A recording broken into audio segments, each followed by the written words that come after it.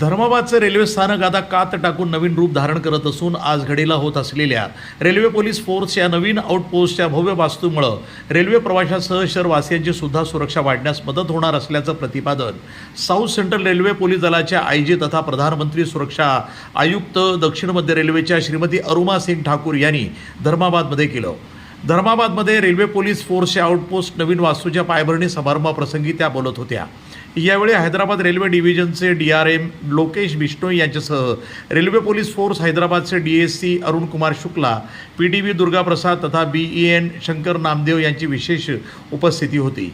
सदरील railway police force धर्माबादच्या आउटपोस्टच्या पायाभरणी शुभारंभ हा हिंदू धर्माच्या परंपरेनुसार विधिवत करण्यात आला.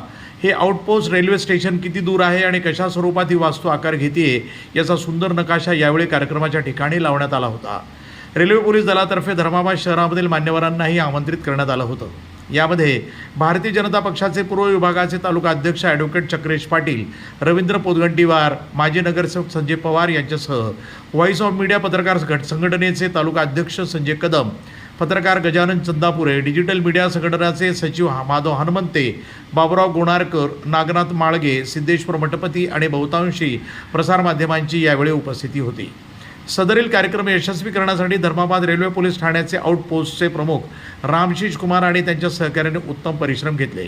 यावेळी भारतीय जनता पक्षानं रेल्वे विषयाच्या प्रलंबित मागण्याचं निवेदन हैदराबाद रेल्वेच्या DRMला देत त्यावर योग्य उपाययोजनाही कशा अंमलात येतील याविषयी माहिती दिली. यावर सकारात्मक तोडगा काढू असं आश्वासन DRM लोकेश बिश्नोई यांनी भाजपा कमिटीला दिले आहे.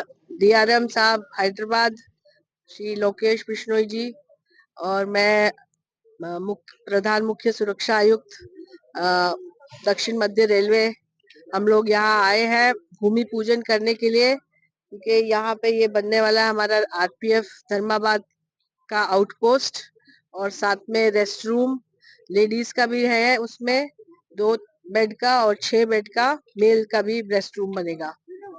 और साथ में ये ABSS का भी जो काम चल रहा है अमृत भारत स्टेशन स्कीम में. प्रतिनिधी माधव हनुमंते, नांदेड, NTV न्यूज मराठी.